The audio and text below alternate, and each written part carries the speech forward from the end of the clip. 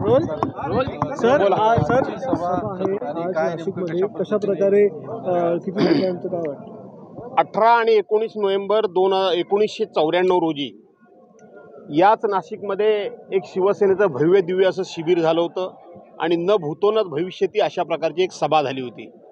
आणि त्या सभेनं 1995 साली महाराष्ट्रामध्ये शिवसेना भाजपाचं सरकार आणलं. ती निर्णायक सभा झाली, ते निर्णायक शिबिर झालं.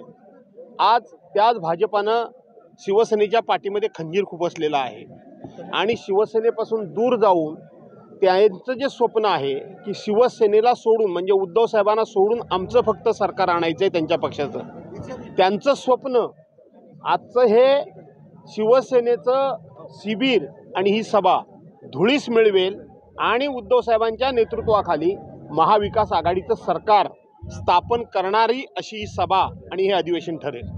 सर त्यांनी आज भाषण सुद्धा केलं. मुख्यमंत्री एकनाथ शिंदे यांनी याच्यावर प्रतिक्रिया दिली. खरं तर रामाने उद्धव ठाकरे यांना सुबुद्धी द्यायला पाहिजे, कारण लग्न एकासोबत आणि संसार एकासोबत अशा प्रकारचं त्यांनी असं आहे. एकनाथ शिंदे काय बोलतात हे तुम्ही पत्रकारांनी त्यांना प्रतिप्रश्न विचारत नाहीत.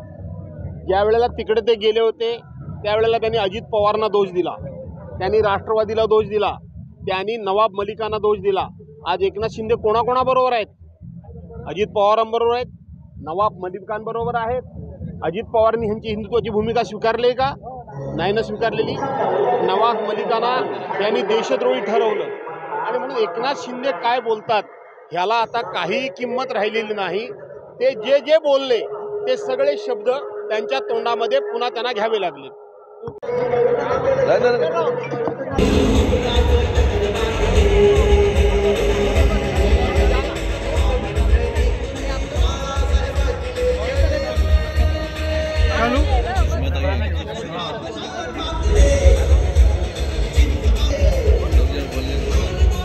बघा तुमचं टाईट नाही झालेलं म्हणजे आपलं हे काय ते काय म्हणतात त्याला, काय नाही नाही काय म्हणतात, नाही नाही ह्याला काय म्हणतात तुम्ही? Boom boom.